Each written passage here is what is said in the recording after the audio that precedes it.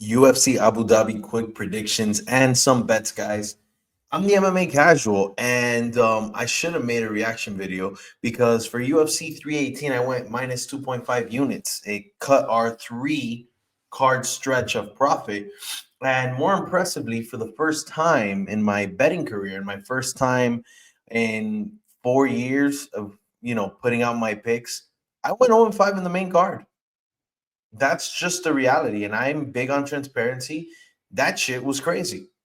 I went 8 for 9 in the prelims. And I was picking great props, great round lines, the winners. Um, yeah, that was rough. Kevin Holland, my bet of the week, disappeared. Um, man, so many more. Danny Gay, I mean, that was a toss up. I really didn't bet on that one. Um, yeah, I was just really rough, man.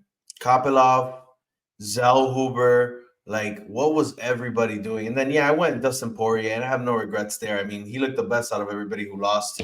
Um, Rough, but we carry on. Chin up. I'm still gonna come in here, give my predictions, my bets.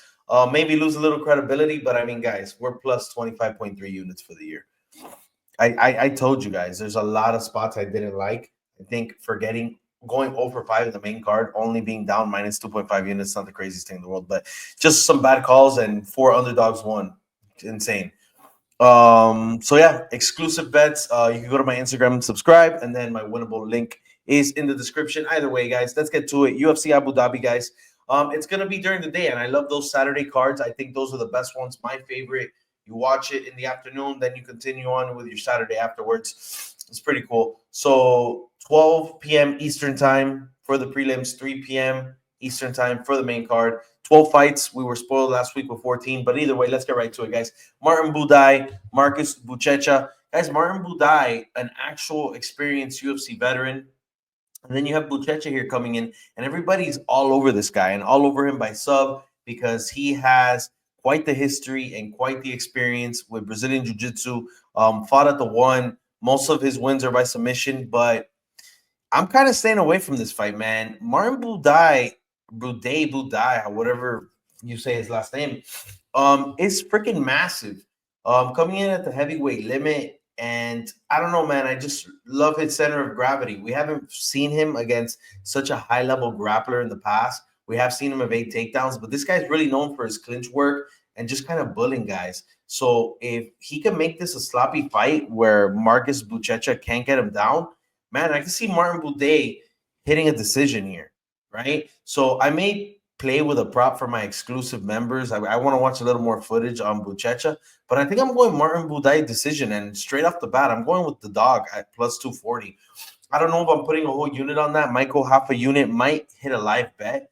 If the first round looks a little close, man, and Martin Buday's not getting taken down, I might live bet this guy. But that's the breakdown here, guys. I'd be very careful. UFC debut and against someone who's very experienced, I don't like it. Muhammad Yaya, Stephen Win. I don't know where Win comes out of there, but it's there. So Stephen Win coming in as the favorite right now. He's minus 325, guys. Muhammad Yaya coming in as plus 250. I think this might be a little wide, but guys, the reality is Steven's just a way better fighter. We've seen him a little lackluster in the past, but Muhammad Yaya is bad. Straight up. He's just not a good fighter. I put Steve Win in a parlay. I'm a little careful. If this fight goes to decision, you never know what happens in Abu Dhabi. And at the end of the day, this guy's name is Muhammad. So I don't want to sound like an a-hole, but that's just the reality. I did go Stephen Win. I think he's going to outclass the shit out of Muhammad Yaya. I don't really see a finish here, guys. Maybe an over on the round lines, but that's how I would touch here. Ibo Aslan, Billy Alakana. Um, Ibo Aslan's good, man. He's definitely on the sauce, has a lot of power. I like him by knockout here. My concern is if we get past the first round, I feel like Billy is really durable. And if Aslan starts slowing down, I could see Billy wins round 2 and 3 here. So I really like Aslan by knockout, but I like it under 1.5. So if you're taking Aslan, I say you go under 1.5. I say you take him by knockout. Um, right now he is at And yes, I'm not texting your mom. I'm just looking at odds here, guys. Austin minus 275. Billy at plus 220. I don't think Billy's a terrible underdog here, but I think I like the under in rounds. Under 1.5 is minus 125, guys. The over is minus 105. Winning method. Aslan by knockout minus 155. That's a little risky. Billy by decision plus 700. That's a sneaky play, guys. That's a really sneaky play because the guy's durable. And the only thing that's stopping me is I kind of think this is a setup for Billy. I think he's kind of being sacrificed here in Abu Dhabi for Aslan, but I could see him just taking Aslan's punches, maybe getting knocked down in round number one, getting shaken up, and then just coming over and taking over this fight. So, yeah, I'm taking Aslan ultimately, and I really do think he finds a knockout, but Billy's a sneaky play. Keep him in mind. Amanda Hebus, Tabitha Ricci. Guys, I like Tabitha Ricci, but she's extremely overrated and she's extremely lucky. She is stealing decisions in general. Small girl, not huge on the output. I like how she applies pressure, but I just think there's levels to this shit. And Amanda Hebus has fought better competition, and she's just better overall. I think this is gonna kind of be fireworks because both of these girls move forward, like junkyard dogs, and I think they're gonna try to take each other out of here. Is there a finish? Not necessarily. But I'm pretty confident in Amanda Hebus here. I think if she wanted to, she could keep the distance, just kind of point strike for 15 minutes. I don't think she's going to, and that's what's a little concerning to me. Um, Tabitha might need to take this to the ground, but even then, I think Amanda's good enough to kind of get up or even have better moments on the ground. Yes, we saw Mackenzie Dern do what she did to Hebus, but different division, and I just don't think Ricci's on that level. So I do have Hebus winning this fight by decision. She's at minus 185 now. I think those are fair odds. I think she wins this fight. She's better. I put her in a parlay. I'll take the money line on this. I'll check the overs. Total rounds. Yeah, over 1.5 is minus 1,000. Over 2.5 is minus 550. Yeah, I wouldn't touch that with a 10-foot pole, guys. This could have more action than we need. Davy Grant, the mom Blackshere. Davy Grant, old guys, just old. He's not a bad fighter, man. He has good striking.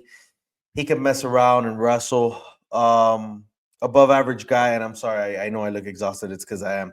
Devon Blackshear, more active, man. I feel like I've seen this guy every two cards. This guy pops up. My concern with Devon Blackshear is that he is not as aggressive as he should be with his grappling.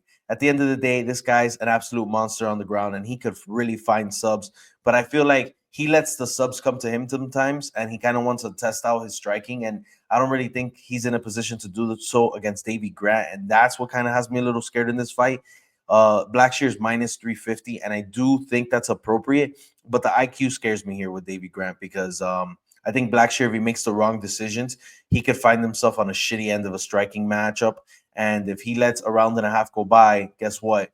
Davy Grant looks like the guy who's winning the fight, and then we have a big issue. So I don't like Davy Grant, but I understand if you're going that direction. Like I said, Blackshear's IQ is the issue here, but I am going to go Blackshear. I think he could get the better out of the exchanges at times, and I just hope that at least once around he's shooting at Davy Grant's ankles, man. Because if he does, eventually he's going to get him down, and he is going to find the submission. That's just my thought. Over 1.5 rounds, minus 325. That's not terrible. Over 2.5 gets a little risky because I think there will be a lot of action here. I think the safe play is the Blackshear money line. If you see Davy Grant having success early, Blackshear trying to strike with him, I think a live bet here for Davy Grant's not a terrible idea either. Blackshear by self plus 200. Oof, that's kind of crazy. Blackshear by decision is plus 185. That makes a little more sense to me right now. Fight to go the distance, it's a pick 'em. Yes and no is minus 115 right now.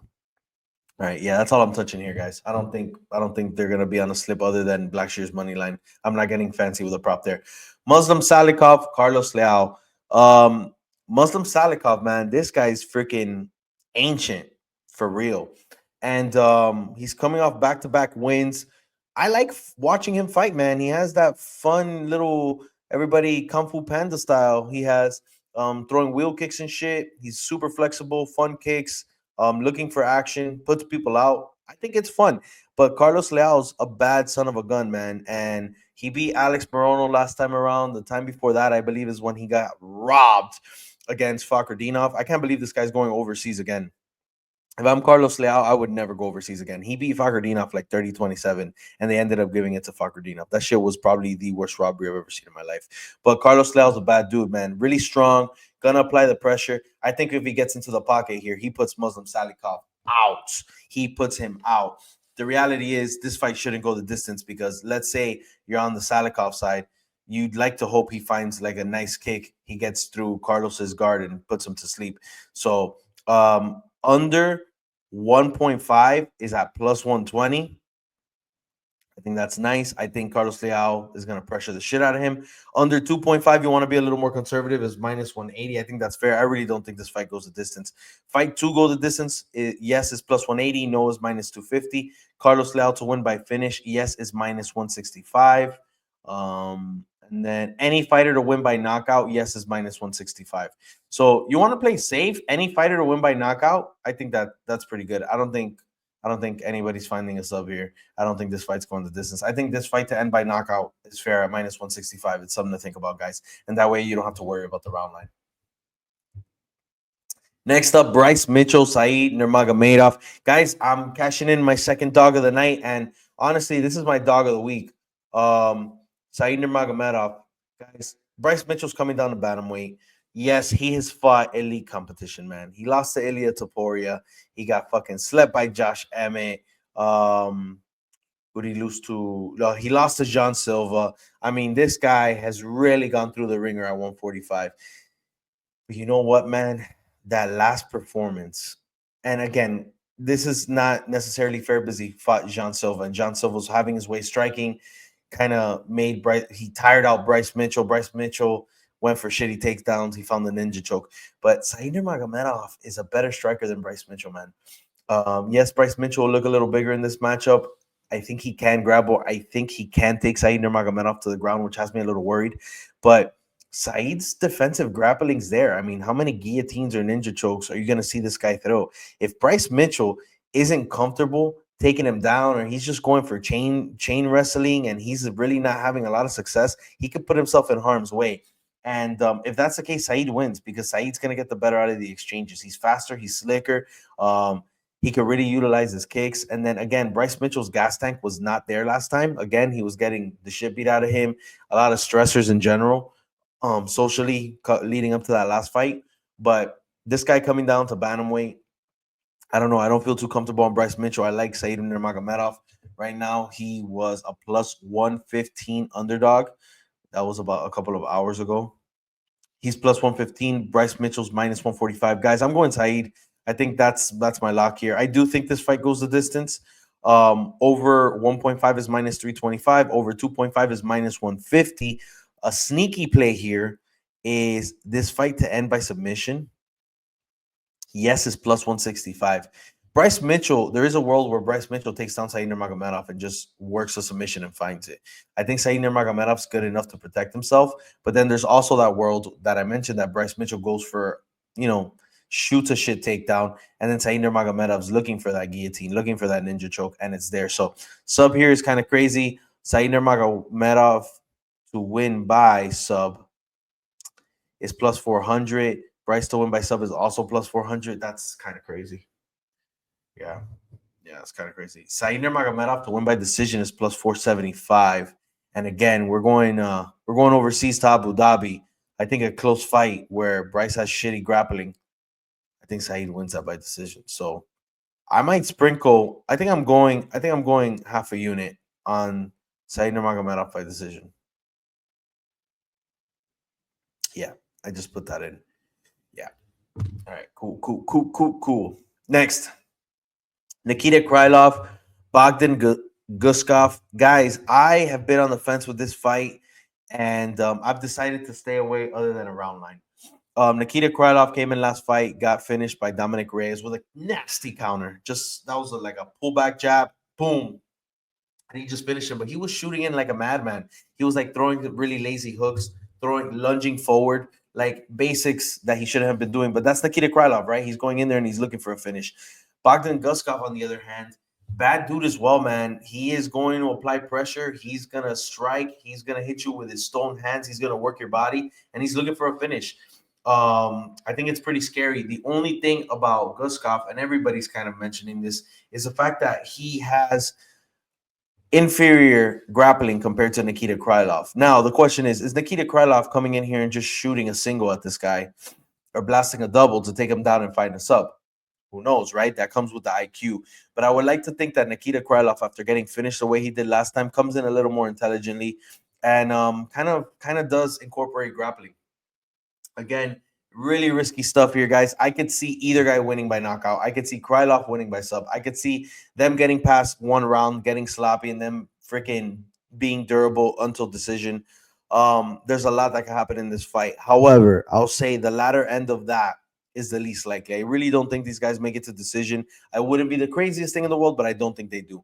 Under 1.5 rounds is minus 165. I kind of like that, man, because both of these guys are finishers. They come in, they look for it, so I like it. Under 2.5 rounds is minus 425. Very conservative there, but honestly, it should be under 2.5. Krylov by knockout plus 300. Guskov by knockout plus 260.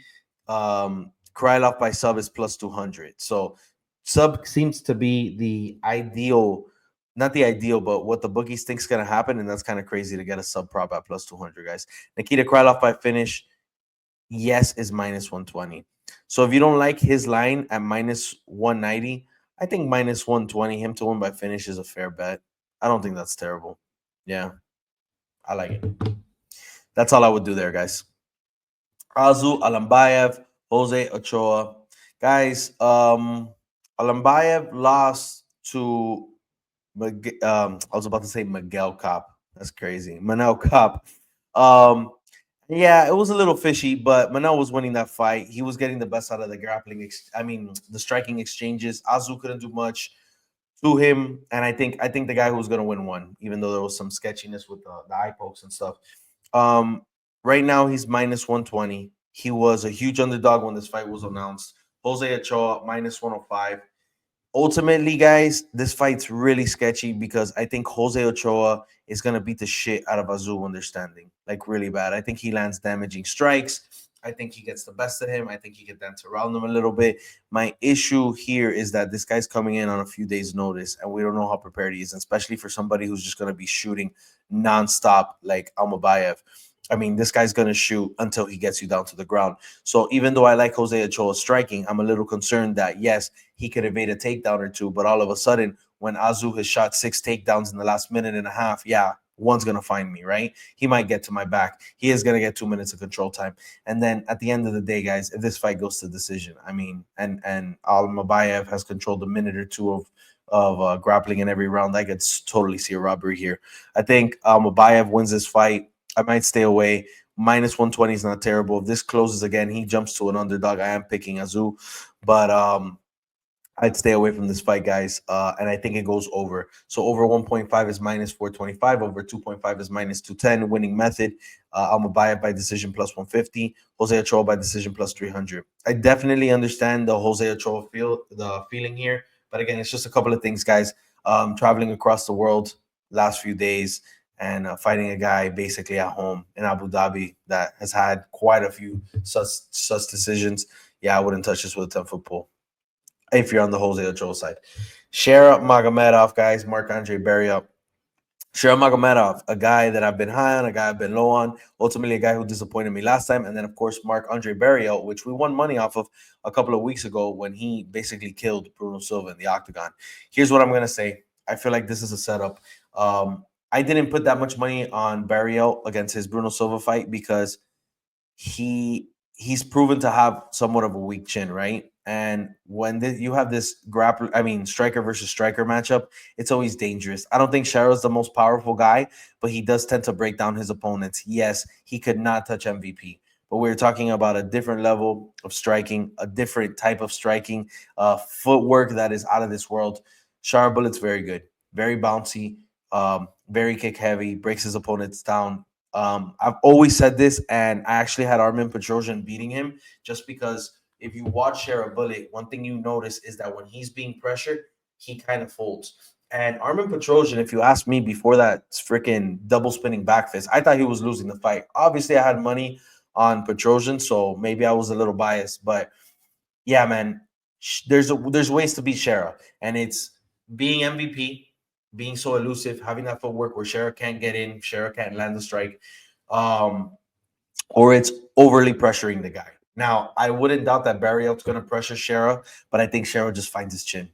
And that's the reality. So I have Shera here, guys. I think it's pretty straightforward. He's minus 650, Barriault plus 475 favorite. I don't think there's a real world where Shera loses this fight, but you never know.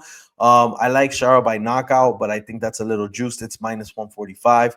I could even see Shara just beating the shit out of him, using a lot of kicks, not landing a power shot, and this going to decision. Shara by decision plus 250. What I will say is I do think Shara Bullet wins. I might stay away. Minus 650 isn't good enough for me. And then he's proven that he could be taken to decision. Knockout's very realistic, but might stay away. Piotr Jan, Marcus McGhee. Guys, I'm a huge Piotr Jan fight. He looked better than ever in his last fight against Davison Figueiredo. He's looked great in his last couple of fights. And I've always said this is the unluckiest fighter ever. With Aljo, with Sean, he's just run into so many hiccups and really out of his control. Except for that illegal knee. But right now he's a minus 425 favorite. I think he was at minus 600 at one point. Minus 425 is a freaking steal, guys. Marcus McGhee's very good. He's fast. He's powerful. I think he has solid IQ. We've seen him in trouble. Was in trouble with leg kicks last time he was in there. But I think it's safe to say Piotr Jan wins this fight. He should outbox the shit out of him. I want to reference like the UFC game when you're like that much better than your opponent online, where you're like you abuse the leg and then finally you get them to start pressing L2 and R2 to start blocking the leg, and then you just start head kicking them, and like everything they go to, you go for the leg, they're blocking the head, you hit it, and vice versa, and you're just beating the shit out of them. I think that's what Piotr Jan's going to be doing. It's Marcus McGhee's blocking his head, and then Jan hit him in the body. He's blocking his body, he hit him in the head. And yeah, I think Piotr Jan by decision is almost a lock. It's minus 150. I might just take that straight up. I think that's the world we live in. I don't see a knockout from either guy. Marcus McGhee knockout plus 1100. That'd be nuts. But I don't think we've seen Piotr Jan fail us defensively. He's very good with his defensive striking. We've never seen him in trouble like that. And I'm not going to count him out after a performance like he had last time out. Guys, last but not least, Robert Whitaker, Reinier Derriere. RDR. Guys, I've been on the fence. I still kind of am, man. I'm sitting in this weird place with Robert Whitaker because I'm going to be honest with you. If he didn't come out and beat Alakana, I was already talking about him kind of being washed up, right? And I was a little concerned. I'm like, man, DDP, and all of this, that, the other. Then Hamzat now freaking made him chew on his own teeth, basically. We're in a tough spot. And I've never been big on RDR, man. When he came in against Meerschaert, and he went 3 rounds, looked rough, looked tired. I mean, if you're this up-and-coming guy, you should be taking him out, Gerald Meerschaert. Come on. And he finally found the sub. And then he goes out, beats Kevin Holland round 1. Don't even talk to me about that guy right now. But that was a little more valuable. But then again, it's Kevin Holland. And then last time out, when he went in there and fraud checked the shit out of Bo Nickal, I was like, what's this guy's recipe? What's different about this guy? And the reality is he's a fucking giant. And guys don't want him to get close. And he just kind of uses that huge-ass, tough build of his to apply pressure on guys. And he kind of breaks them apart. Is there somebody who could get away from that? Yeah, Robert Whitaker can. But I think that Reinier Derriere, the Ritter, RDR, is going to do a good job of pressuring Robert Whitaker. And if he doesn't get caught in the first round, I think the first 2 rounds are his. And I think he's going to find a way to get Robert to the ground. And he's not Hamzat Chimaev, but I really like RDR for a finish here. Mounting him, landing some big elbows, using his size, or finding the sub. I could definitely see him finding some sort of choke, getting to his back, just doing something to Robert Whitaker. I mean, we just saw Hamzat do it, guys. It's not impossible. Again, they're not the same guy, but I'm gonna lean the guy with momentum here. 3 straight wins in the UFC. They're the same age, but I feel like Whitaker's been through hell and back, where RDR just got into the UFC, maybe a little hungrier too. So I hate to go against my guy Bobby Knuckles because he is legitimately one of my top 5 active fighters as far as like favorite. But yeah, man, I think I'm going dog here. I think I'm going RDR. I think this is gonna end up being a pick'em. I think the public's gonna switch up and they're gonna go RDR. But Robert Whitaker, I mean, he's Robert Whitaker, guys. I'm gonna be rooted for him, but I'm going RDR here. Let's see what we got. RDR is. And one thing I will say about this fight, guys, just before I go on my quick rant, if it goes past round 2, if we find ourselves getting into round number 3, I think Robert Whitaker is the live bet because RDR has cardio issues, and we saw that against Mearshark. And I really do think that if Robert Whitaker survives early grappling, he's going to take over this fight like it's nothing. And I could easily see round 3, 4, and 5 going to Robert Whitaker. So look out for that. If we make it past 10 minutes, yeah, the balls are like a cold jacuzzi. I'm going to start taking a shit because that's when Rob's going to take over, and his experience, IQ, and cardio is going to just freaking eat up RDR. But again, RDR is the official pick. RDR plus 125. Whitaker minus 155 right now.